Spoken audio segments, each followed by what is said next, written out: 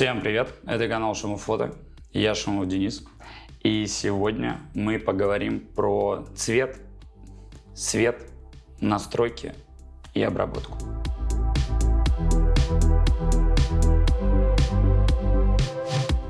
За последние несколько месяцев я провел порядка 30 онлайн-консультаций, и ключевые вопросы заключались в том, как пользоваться вспышкой, какие настройки фотоаппарата, чистый цвет, ровный красивый свет, какие там обработки. И основной момент – это то, что нету ответа на один вопрос. Есть, пожалуй, какая-то комплексная задача получить классную картинку, понимая в целом технические особенности ваших устройств, там, камеры и вспышки, понимание того, как ложится свет, то есть светотеневого рисунка. Навык, который формируется со временем, это то, что вы правильно держите вспышку, правильно держите камеру на определенном уровне. То есть выстраиваете композицию и уже под эту композицию работаете со светом. То есть неважно, в руке у вас вспышка, или она на моноподе каком-то находится, или она вообще у ассистента, или на штативе стоит. Это, по сути, не имеет никакого значения, если вы понимаете, как падает свет на модель. Можете потренироваться, можете использовать какой-то пилотный свет, можете взять, вот как у меня сейчас лампочка светит, и в целом посмотреть, как падает свет на модель, под каким углом лучше.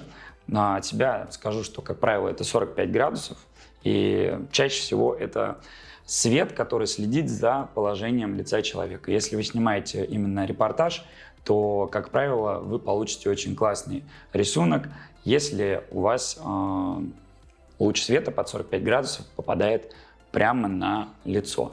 Если вы снимаете с каким-то мягким источником света, то можно уже создавать объем, особенно если вы работаете с ассистентом, он может стоять где-то немножко сбоку, то есть будет такой эффект объема за счет того, что свет, помимо того, что падает под 45 градусов сверху, так он еще и немножко сбоку, получается, падает. И это такая достаточно стандартная схема, студийная. Но вы можете попробовать ее снимать и где-то на в плане репортажа тоже получается очень интересный рисунок. Если мы говорим дальше про то, как получается цвет, то понятно же, что чем чище освещение именно на объекте съемки, тем меньше потом нужно вытягивать как-то это по цвету, вообще заморачиваться, потому что исходник уже будет классный по качеству и по цвету. Так вот, для того, чтобы был ровный свет, вам нужно понимать, какие насадки вы используете. То есть, если это софтбокс, то у вас будет мягче и шире градус света в зависимости от размера этого софтбокса, в зависимости от того, как близко вы стоите к модели. То есть основное понимание того, где находится источник света относительно модели и какой источник света светит на модель. То есть это жесткий свет, мягкий свет, какой-то там, может быть, это пучок вообще света.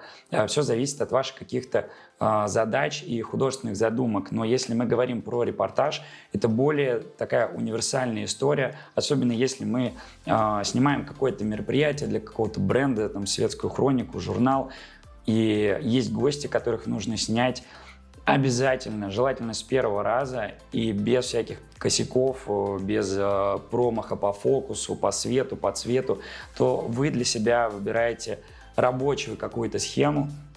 Например, вы снимаете с жестким светом, ваше расстояние до объекта съемки примерно 2 метра. Вы делаете, в зависимости от того, в руке у вас вспышка или она на моноподе, на палке, соответственно, вы делаете определенное движение рукой, которое позволяет именно выставить свет относительно объекта съемки на необходимой высоте.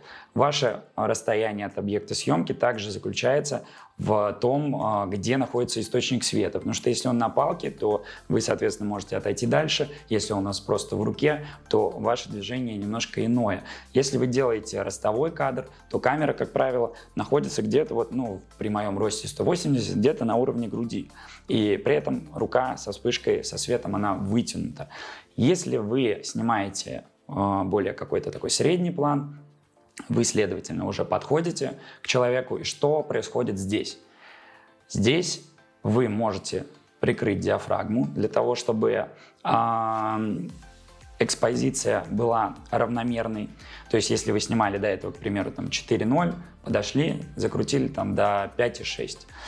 И что происходит со светом? То есть ваша рука, она отходит чуть-чуть назад, потому что вы подошли к человеку. То есть вы контролируете положение источника света на модель в зависимости от того, как меняется ваше расстояние относительно объекта съемки. То есть, простыми словами, вот человек, вот вспышка. Если вы светите отсюда вот так и стоите здесь, то когда вы подойдете сюда, она будет вот здесь. То есть она меняется в зависимости от вашего положения относительно объекта съемки, относительно модели. Итак, ваша задача, когда вы снимаете, постоянно контролировать то, что у вас получается. Не нужно надеяться на то, что вы где-то сделали один кадр, он получился, и дальше у вас все как по маслу идет. То есть, снимая каждого человека, вы делаете условно пробный кадр, смотрите и понимаете, нравится вам свет или не нравится. Во время самой съемки вы делаете серии кадров и постоянно меняете немножко положение руки, положение света, корректируете как-то положение модели в пространстве, то есть просите ее повернуться влево, вправо, встать лучшим каким-то ракурсом, расправить спину, чего мне сейчас не хватает, например. Вот. И все это делается буквально за считанные секунды. Ваша задача просто со временем, с опытом добиться автоматизма в этом плане. Это что касается света. Свет должен полностью освещать объект съемки, независимо это какой-то там ростовой кадр, если вы снимаете, или портрет. То есть всегда смотрите за тем, как падает свет на модель, и делайте серию кадров. Это если мы говорим про свет. Если мы говорим про настройки камеры вспышки, то она исходит из условий освещения. То есть понятно, что мы все любим поснимать там от окошечка с хорошим понятным светом, так чтобы модель мы покрутили, и на нее падал какой-то свет, и мы это все контролировали. Если вам необходимо, вы можете использовать пилотный свет от вспышки. На многих вспышках, там моя любимая Godox, есть пилотный свет. Соответственно, если не понимаете, как падает, включили его и смотрите. Итак, возвращаясь к теме настроек камеры, настроек вспышки. Сначала делаем настройку камеры, потом делаем настройку вспышки. Смотрим на условия. Если очень темно, понимаем, нужен нам задник какой-то бэкграунд или нам нужна модель. Если мы поставим модель какой-нибудь стеночки, допустим, там пресс-волу или какой-нибудь матовой шторки бархатной, красивой, то нам по факту нужны настройки, которые с минимальным ISO, с максимально чистым цветом, который мы получим. Следовательно, чем ниже ISO, чем меньше какого-то света, который падает на объект помимо нашей вспышки, тем чище будет цвет. Что я имею в виду? Еще раз. Допустим, мы снимаем в темном помещении. У нас нету никакого дополнительного источника света, нету паразитных каких-то там моментов. Мы думаем, что нам нужно? Нам нужен просто объект съемки. Мы не хотим, чтобы там что-то еще попадало. Делаем при темном освещении, допустим, одну 160-ю, там 4 диафрагму и, допустим, 640 ISO. Настройки вспышки подгоняем таким образом, чтобы мощность не пересвечивала, но и выбивала какие-то дефекты. То есть мы не выбиваем картинку в ноль. Мы добиваемся ровного, красивого света, который падает на нашу модель. И ваша задача сформировать какую-то такую насмотренность в плане цвета. Можно сравнивать с какими-то другими картинками других фотографов, но добиться того именно цвета изначально и света, когда вы снимаете, не после обработки, а прям вот изначально той картинки, которая вам бы уже нравилась. Дальше, подкрутив немножко контраст, можно получить, в принципе, уже готовый результат. Если вы снимаете, допустим, с каким-то теплым, очень теплым, там, желтым светом в помещении, это часто бывает. Есть два варианта, что мы можем сделать. Мы можем использовать цветные фильтры на вспышку и тем самым компенсировать вот это освещение в плане температуры, которая у нас вокруг нашей модели. Следовательно, что это значит? Представьте себе, что у вас одна лампочка светит холодным, и она светит, допустим, на меня, а сзади меня светит теплый желтый такой фонарь. И все, что вокруг, там стены, они становятся желтые. Следовательно, у нас модель наша получается нормально освещена, а то, что сзади меня, то, что на фоне, все получается желтое. Вот если мы повесим на нашу вспышку желтенький, тепленький фильтр, то мы можем компенсировать это и добиться ровного освещения как на модели, так и на фоне. Если у нас холодный свет светит в помещении, что очень редко бывает на каких-то мероприятиях, считайте, повезло, и можно использовать без всяких фильтров вспышку. Опять же, если вас это сильно заморачивает, этот желтый фон, это один момент. Если он вас не заморачивает, и вы можете, уверены в том, что вы вытянете потом эту фотографию, бога ради, снимайте так, как вам нравится. Нет какой-то панацеи, но чистый цвет вряд ли вы получите. Вот, но опять же, каждый человек смотрит в первую очередь как модель на то, как он получился в кадре. Второстепенно уже то, что там на фоне и так далее. По своему опыту скажу,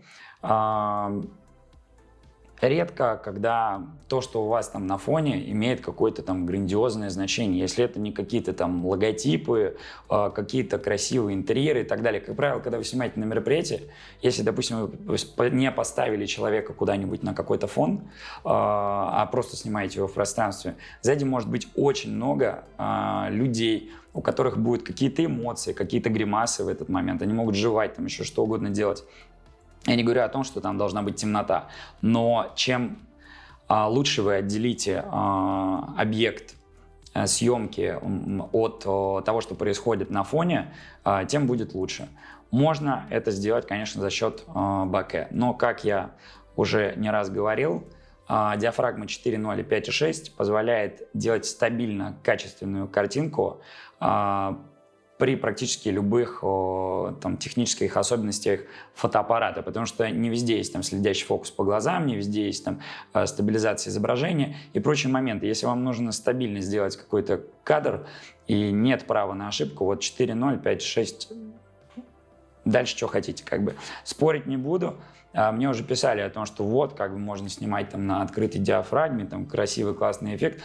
Давайте, ребята, разделять все-таки творчество и какую-то профессиональную работу, да, потому что есть там атмосферная съемка, есть съемка важная, которая не позволяет допускать каких-то ошибок, да, там убрали вспышку, надели полтинник, там 85 и снимаем, пожалуйста, без вспышки на открытой диафрагме какую-нибудь атмосферу классную, вообще без вопросов, это неотъемлемая часть репортажа. Но, как уже говорил, со вспышкой вот у меня такие настройки, дальше как хотите. Итак, чистый цвет. Собственно, я плавно уже про это начал говорить. Чистый цвет зависит от цвета, зависит от того, какие вы выставляете настройки на фотоаппарате. И важно понимать, чем выше ISO, тем больше света у вас проходит на матрицу камеры. Чем короче выдержка, тем, соответственно, меньше попадает света. Чем длиннее выдержка, тем, опять же, больше попадает света. Чем открытие диафрагмы, тем больше попадает света. Чем закрытие, тем меньше попадает света. То есть, в принципе, ваша фотография есть свет. Ну, такими прям совсем простыми словами. Поэтому найдите для себя комфортный диапазон. ваших настроек, чтобы у вас не было смазанных кадров, чтобы у вас было достаточно все четко в кадре, насколько в этом есть какая-то задача. Ставьте ISO в зависимости от особенностей вашей камеры таким образом, чтобы у вас не было каких-то сильных шумов, и в целом картинка была достаточно освещена, независимо там со вспышкой вы снимаете или без. Но если мы говорим все-таки про вспышку, то здесь, как я уже говорил не раз, я ставлю минус 2 ступени. Это если мы с выключенной вспышкой вот настраиваем фотоаппарат, минус 2 ступени, там 1 160, 4.0, 640, допустим, ISO. И, к примеру, у нас получается минус 2 ступени где-то. Берем вспышку и настраиваем с мощность вспышки таким образом. Они же тоже разные бывают, правильно? То есть там по мощности, по своей, там, по производителю. Поэтому я не могу вам говорить какие-то там панацеи в плане мощности вспышки. Вы скажете, у меня там все пересвечено было, как бы. Настройте ее таким образом, чтобы у вас был красивый, правильный изначально рисунок. Дома, в конце концов, я не знаю, там потренируйтесь хоть на ком, на родственниках, на парне, на девушке, на кошке, на чем хотите. Вот. И, следовательно, добейтесь вот этого понимания. Вот рука, вспышка, расстояние, которое в зависимости от того, чем я, допустим, ближе свечу на объект съемки, тем, соответственно, ближе дальше он либо пересвечен, либо недосвечен. Соответственно, экспонирование объекта съемки точно так же будет, экспозиция будет точно так же зависеть от того, на каком расстоянии вы держите свою вспышку. Поэтому, когда мы говорим про какие-то настройки, вот типа как панацея, но представьте, допустим, я 180 сантиметров ростом, кто-то там 160, кто-то 2 метра ростом. И если он вытянет руку вверх, расстояние до объекта съемки, а модель, соответственно, тоже может быть разного роста. Все это как бы взаимосвязано между собой. Найдите вот это какое-то расстояние, при котором вы будете получать грамотный, красивый светотеневой рисунок. Найдите настройки, которые для вас будут оптимальные. Не нужно упираться в цифры, не нужно упираться в какие-то настройки как панацея. Вы должны исходить, если вы профессиональный фотограф, от того, какие условия освещения находятся вокруг. Как вы хотите, чтобы модель получилась в кадре. Вы хотите ее отделить от объекта, вы хотите ее там, погрузить в объект, точнее в пространство, хотите отделить от пространства, хотите, там, чтобы на ней был какой-то свет так, чтобы она была чистая по цвету, либо хотите, чтобы, допустим, там, она была на фоне там, желтого какого-то света. Поэтому вы, опять же, используете там фильтры, не используете. Есть разные нюансы, которые так или иначе исходят от ваших каких-то задач. И в конце уже, когда вы сделали классный изначально кадр с хорошим светом, вы приходите домой, открываете там Lightroom, неважно, Capture One, и понимаете то, что дело вообще не в обработке. Когда мне пишут, можно ли купить пресет, как там настраивать, что там делать. Ребят, ну честно, ну нету каких-то настроек, нету каких-то пресетов. Есть один пресет, который я настраиваю под все мои какие-то фотографии, просто корректирую каждую фотографию. Где-то я немножко не досветил чуть-чуть, там поднял, опустил экспозицию. Где-то я понимаю то, что у меня баланс белого, к слову, если вы подойдете ближе и немножко пересветите кадр чуть сильнее, чем если вы, допустим, делаете ростовой кадр, то баланс белого нужно корректировать, потому что когда вы снимаете издалека и объект чуть меньше экспонирован, то баланс белого нужно делать чуть-чуть ниже, то есть, допустим, 5000. Если вы подошли, это уже может быть 5200. И все это важно понимать, важно сформировать насмотренность и исходить из того, что у вас есть. То есть не из каких-то цифр, опять же, там 5100, 4800, там, вернее, баланс белого, там 5500, 5200. Смотрите на картинку. Если видите, что она желтая, сделайте ее там холоднее чуть-чуть. Если видите, что она розовая, поправьте тинт. Все может быть. Разные камеры, разные матрицы, разные оттенки. Какая-то желтая, зеленая, там, маджента. У всех свои какие-то особенности. Экран может точно так же быть более в розовый. Сравнивайте на разных устройствах. Возьмите iPhone, возьмите, посмотрите, как отличаются цвета на разных моделях экранов, ноутбуков, макбуков, аймаков, айфонов, там, самсунгов, чего угодно. Везде будет разная картинка. Найдите какой-то оптимальный результат, который, когда будет приходить уже к заказчику, в конечном счете, будет приемлем для всех и будет всем нравиться. Нету панацеи в обработке. Не нужно пытаться выкрутить каждый ползунок, там, настроить камеру calibration, там, что-то там поменять. Важно понимать основной простой принцип. Если вы добавляете контраст, то вы при этом уменьшаете насыщенность, потому что контраст работает вот именно как сам параметр контраст в Lightroom. Он пережигает фотографию.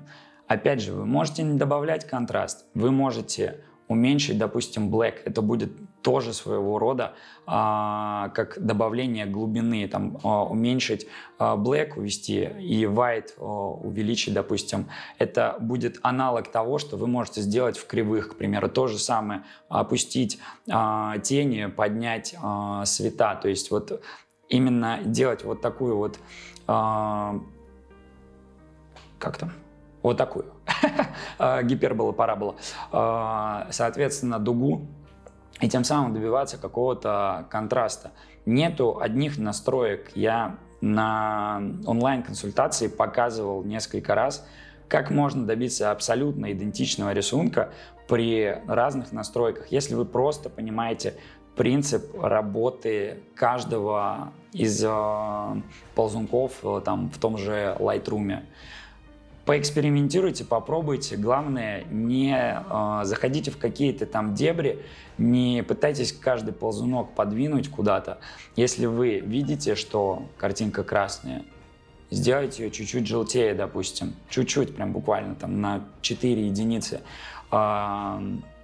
Если вы видите параметр Hue, там, соответственно, вы можете менять оттенки. Там желтый, в зеленый, там, красный, в оранжевый и так далее. Редактируйте это под свои какие-то задачи. Если вы снимаете там в условиях, когда все залито там синим каким-то цветом, если вы хотите проявить картинку, уменьшайте насыщенность этого цвета, там, синего, добавляйте немножко контраст, пытайтесь, может быть, как-то поправить, если он там уходит в мадженту, синий цвет глазу всегда чуть-чуть приятнее, то есть уводите его где-то в синий цвет из мадженты. Камера calibration я вообще не трогаю. То есть, на мой взгляд, это такая тонкая настройка, которая необходима, возможно, для конкретной камеры. Но Lightroom максимально оперативно добавляет цветовые профили самых последних, самых новых классных камер. И поверьте, специалисты, которые занимаются годами цветами, разрабатывают цветовые профили в Adobe, явно сделают лучше это, чем вы. И если вы хотите естественного классного цвета, нужно исходить из того, какой светит свет и, соответственно, как освещена ваша модель на съемке. Вот и все, о чем мне хотелось сегодня рассказать. Пробуйте, экспериментируйте, не бойтесь, не создавайте себе в голове никакие шаблоны.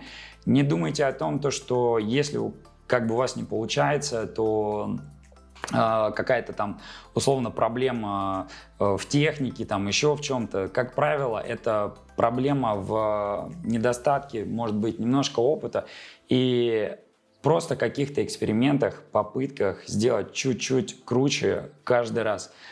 Развивайте свою насмотренность, смотрите на работы других ребят, фотографов, и все непременно получится. Практикуйте, снимайте. Все будет круто. Это был канал Шумов Фото. Я Шумов Денис. Ставьте лайки, подписывайтесь, задавайте вопросы. Всем пока.